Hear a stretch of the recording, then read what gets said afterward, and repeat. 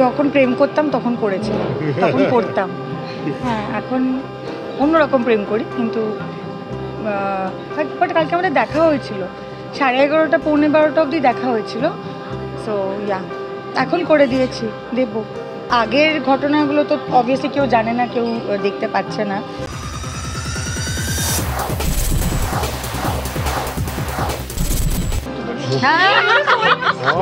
আমি ঘুমাতো নই।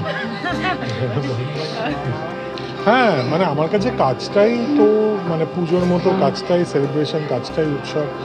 সো আমি কালকে রাতেও এডিটই করছিলাম, দেব বললো আমি ওটাতেই সবচেয়ে ভালো থাকি, সুখে থাকি। এবং অবভিয়াসলি জন্মদিনের ওকেশনটা খুব কাজে লেগে যায়, কাজেও, বিকজ ছবি রিলিজের ঠিক আগে আসে, তো কিছু না কিছু রিলিজ সেটার সাথে মানে সিঙ্ক্রোনাইজ করে দিই আমরা। সো হ্যাঁ, আই গেস সেটা একটা খুব উপরই পাওনা তো বটে। স্বস্তিকাদি কি বলবে বার্থডে বয় সৃজিতাকে থেকে বড় ডিরেক্টর করেছিলে 12টার সময়? একদমই না। যখন প্রেম করতাম তখন করেছিলাম, তখন করতাম।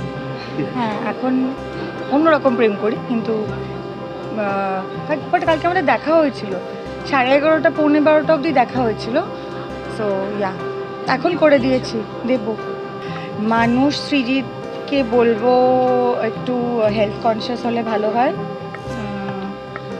অমানসিক amount of protein that you eat, cut down on that. আর পরিচালক সৃজিতকে বলবো যে আমার খুবই ইচ্ছে একটা প্রেমের গল্পে কাজ করার, সিনেমা হোক বা সিরিজ হোক। তো সেটা যদি ও লেখে, মানে আমার জন্য যদি লেখে, বা হোয়াট এভার অন্য কিছু লিখলেও I am good to go আর কি। একটা মানি টু নাম্বার 1 আবার এখানেই ফিরে আসা, কারণ প্রথম গানই কিন্তু বলছিল এবং গল্পের মধ্যে দিয়ে গল্প হয় না, আজকে আবার দুরকম গল্প শুনলাম। রণজয়দার 6 বছর আগের লেখা গান তুমি কীভাবে হ্যাঁ, মানে রণজয় আমাকে গান পাঠাতেই থাকে। এবার রণজয়ের গান বা যেটা আমি অনুপমের সঙ্গেও করি, ওর পুরোনো ডায়েরি থেকে পুরোনো গান বার করে। হ্যাঁ, তো আমার সানাইও তাই না, বিকজ আমি মনে করি সিঙ্গার সংরাইটাররা যখন ইন্ডিপেন্ডেন্টলি গান বানায়, তাদের মাথায় কোনো প্রডিউসার বা ডিরেক্টরের ফরমাইশ থাকে না যে এখানে এইটা দরকার, ওখানে ওইটা দরকার। তাদের যে এস্থেটিক বহিঃপ্রকাশটা অনেক অনেক জোরালো হয়, তাদের ভেতরে অনেক আসল রণজয় বা আসল সানাই বা আসল অনুপমকে আমি পাই গানে। এবার সেইটা পাওয়ার পর সেইটাকে আমি মানে একটা মানে সেটা তারপর আমার কাজ। সো আমি সেই গানটাকে আমার কনটেক্সটে নতুন করে লিখি বা নতুন করে অ্যাপ্লাই করি। মাঝে মাঝে ক্ষেত্রে মানে কিছু ক্ষেত্রে লিখতেও হয় না, মাঝে মাঝে পুরোটাই মিলে যায়, একটা সেমিকোলনও চেঞ্জ করতে হয় না, কিছু ক্ষেত্রে একটা দুটো শব্দ চেঞ্জ করতে হয়। কিন্তু এই যে অ্যাপ্লিকেশন, আমার মনে হয় এইটা আমার স্পেশালাইজেশন, উইচ ইজ ওয়াই মানে সবাই আমাকে এলো পাতাড়ি রোজ সকালে গান পাঠায়, মানে এইটা একটা করলাম, আচ্ছা বিকেলে একটা, আচ্ছা রাত্রে একটা। তো আমার হোয়াটসঅ্যাপ কিন্তু actually it's like a jukebox, it's like মানে it's like a bank, it's like a bank of great melodies, great songs. এবার যখনই কোনো নতুন ছবি ভাবি, সেই কনটেক্সটটা ঠিক করে সিলেক্ট করবো। একটা গানের সার্থকতা আমার মনে হয় সেই শাশ্বত আপিলে, যেটা যে মানুষটা সিনেমাটা দেখবে না তার কাছেও গানটা কিন্তু সারা জীবন থেকে যাবে। এবার গানের থেকে বড় পোস্টার বা হোর্ডিং হয় না। একটা গান একটা ছবিকে যেভাবে মানুষের মনমে কষিয়া দেয়, সেই অর্থে খুব কম জিনিস করতে পারে। সো সেক্ষেত্রে ওই ইউনিভার্সাল আপিলটা খুব জরুরি। তার মনের মধ্যে যে আমি ঢুকবো, তার স্মৃতি, তার বেদনা, তার যন্ত্রণা, তার জীবন, তার রিলেটিবিলিটি, এইগুলোর মধ্যে ঢুকবো, কিন্তু ঢুকবে আমার চরিত্র। তাদের ক্রাইসিস আলাদা। এবার দুটো ক্রাইসিসের যে ওভারল্যাপিং সেন্টিমেন্ট, সেই সেন্টিমেন্ট যে গান ধরতে পারে, সেই গানই সফল। এবং অফকোর্স তার হামেবিলিটি কোশন, মানে অনেক ক্লাসিক্যাল বেস গান, ব্রিলিয়ান্ট কম্পোজিশন, কিন্তু অনেক সময় অতটা পপুলার হয় না, বিকজ সাধারণ মানুষ সেটা গুনগুন করতে পারে।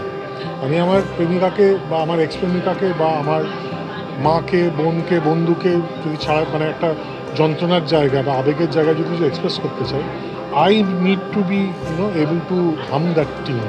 সেটা খুব ইম্পর্টেন্ট। একজন মায়ের জার্নি তো তুলে ধরা হচ্ছে, মানে মোস্ট ডেফিনেটলি, স্বস্তিকাদি মোস্ট ডেফিনেটলি। তার সঙ্গে কিছুটা দেখে মনে হলো রুক্মিণীও কি সেই মাতৃত্ব যাপনের কোনো পর্যায়ের মধ্যে দিয়ে যাচ্ছে? Definitely, definitely. সেটা তো আমরা ওই শটটা দেখে ইনসার্টটা দেখেই বুঝতে পারলাম। রাইট, দেখা যাক। একটু আমি ছুঁয়ে গেলাম, এবার পরবর্তী ট্রেলারে আরেকটু ছোবো, তারপরের গানটা আরেকটু এই করতে করতে দেখবেন 8 তারিখ চলে এসেছে। আমার কান্নার আমি আর কথা বলছিলাম, ওই বাচ্চাটির কান্নার দৃশ্য বলে। হ্যাঁ, আমার কথা বলেনি। সেইটুকু সময় আমি কোনোদিন বলি না শুটিং থেকে আমি বাড়ি যাব, আমি শুটিংয়ে থেকে যেতে পারলেই আমি বেঁচে যাই। ওই না। ট্র্যাক শট যেটার কথা স্বস্তিকা বলছে, যেটা ওর খুব প্রিয় শট, আমারও খুব প্রিয় শট, সেটা স্বস্তিকার অভিনয়ের যে রেঞ্জ, সেটার আইডিয়াল যদি কোনো শো রিল হয় সেটা হলো ওই শটটা। তারপর শুরুতে, তারপর মাঝখানে, তারপর শেষ হওয়ার একটু আগে এবং শেষে, এই যে 4টে ইমোশনের মধ্যে দিয়ে একজনের জার্নি, সেটা ওই মুখটা যেন একটা সাদা ক্যানভাস এবং তার মধ্যে শিল্পী একটা একটা করে অনুভূতি আবেগ আঁকতে আঁকতে গেছে, শেষ করেছে ওই মুখ মোছা দিয়ে। সো এই যে এই ট্র্যাক শটটা, এটা আমার মনে হয় ইট captures the range of Swastika Mukherjee as an actress. ওটা খুব শক্ত ছিল, ওই শটটা খুব শক্ত ছিল, কারণ ওর আগের ঘটনাগুলো তো অবভিয়াসলি কেউ জানে না, কেউ দেখতে পাচ্ছে না। তার আগের ঘটনার পরে ওই শটটা আমরা মনে হয় তিনটে টেক নিয়েছিলাম, অ্যান্ড কেওস, মানে দেয়ার ওয়াজ কেওস, মানে 100 জন লোক, তার মধ্যে দোকান খোলা, তার মধ্যে অফিসের লোকজন রাস্তা দিয়ে যাচ্ছে, তার মধ্যে রিজু একটা মাইক নিয়ে আমাকে বোঝাবার চেষ্টা করছে যে এটা একটু 2 পয়সা কমাও, ওটা একটু 2 পয়সা বাড়াও। বাট হ্যাঁ, মানে আমি শটটা হওয়ার পরও যখন বলছে হয়ে গেছে, আমি তখনও ভাবছি যে ঠিক হলো তো। পরের দিনে এসে জিজ্ঞেস করেছিলাম যে আগের দিনে শটটা ঠিক হয়েছিল তো, because I did not understand. পাতাল লোক রিলিজ করার পর বম্বে হঠাৎ জেগে উঠে বলো, আরে বাবা, স্বস্তিকা মুখোপাধ্যায় দারুণ অভিনেত্রী। পাতাল লোকের গোটা পারফরমেন্সটা যদি একটা শটে সামারাইজ করা যায়, she does that in that tracking shot, and that is the finer nuances of that shot and acting. তো ওটা খুব শক্ত, ওই শটটা খুব শক্ত ছিল। ইনফ্যাক্ট আমার মনে হয় টেকা পারফরমেন্সের দিক থেকে সবার জন্যই যদি আমি বলি, এটা খুব একটা শক্ত সিনেমা। সৃজিত, আজকে এখানে তো সেলিব্রেশন হলো, এরপরে আর কি আছে? এরপর কিছু নেই, এবার মা বহুদিন পর রান্না করছে, তো মার ওখানে চলে যাব, এখানে একটু থাকবো, এখানে একটু আড্ডা মারবো, একটু পার্টি করবো, করে একটা ঠিকঠাক সময় বাড়ি চলে যাবো। পুরনো বাড়ি, আমার বাড়ি না, মার বাড়ি। জন্মদিনে মায়ের হাতের খাবার, মানে পায়েস ছাড়া আর কিছু থাকলে কি থাকে স্পেশাল কিছু? পায়েস তো না, পায়েস মা করে না, মা চিজ মাটন করছে, চিজ মাটন। ওটা আমার ছোটোবেলার থেকে খুব প্রিয়। ছোটোবেলায় মা একটা ওভেন কিনেছিল, সে ওভেনে প্রথমবার করেছিল চিজ মাটন, তারপর থেকে ওটা আমাদের পেটেন্ট। স্বস্তিকাকে তোমার স্বাস্থ্য সচেতন হতো? সেটা ঠিক, একটা দিন ও ছাড় দিয়ে দেয়। ছাড় দিচ্ছ? হ্যাঁ, মানে আজকের জন্য বলিনি, ফিউচারের জন্য বলেছি। আজ হ্যাঁ, মানে বাকি সময়টার জন্য বলেছি, আজকে আই থিঙ্ক সব ছাড়। সৃজিতার জন্মদিনের উপহার হিসেবে এবার দর্শকদের থেকে তোমার পাওয়ার বিষয়ে সত্যি কথা বলতে, এই আবহে শহর এখন যে অবস্থায় আছে, আমার কাজটুকু হলো এইটুকু বলা যে আমরা আমাদের গান এবং ছবি রিলিজ করছি। আপনাদের যদি মন ভালো থাকে আসবেন, দেখবেন। যদি মন ভালো না থাকে কোনো অসুবিধা নেই, সিনেমা আবার আসবে, অনেক সিনেমা হবে, কোনো অসুবিধা নেই, কিন্তু মনটা ভালো হওয়াটা দরকার। আর লাস্ট জানবো যে ইন্ডাস্ট্রিতে আমরা দেখছি ট্রেড কালচারটা এগুলো নিয়ে আজকে এখানে কথা বলবো না গো, প্লিজ। কারণ যখন আমরা আন্দোলনে এই কথাগুলো বলছি, তখন টেক্কা নিয়ে কথা বলছি না। আজকে তো টেক্কার দিন, তো আজকে শুধু টেক্কা নিয়ে কথা আর এই বলবো। নিয়ে আলাদা প্রেস কনফারেন্স হচ্ছে, হচ্ছে। আপনারা সেখানে এটা নিয়ে যান, ওখানে হ্যাঁ। আমরা এটা করি। একটাই প্রশ্ন করবো, সৃজিতার গান মানে সমস্ত ইমোশন থাকে গানে, প্রেমে থাকা বা প্রেমে বিরহ, ছবিতেও থাকে, ছবিতেও থাকে, সৃজিত মুখার্জির পুরো এন্টিটিতেও থাকে। একদম শুধু গানটা নিয়ে কি করে স্পেসিফাই করতে পারো?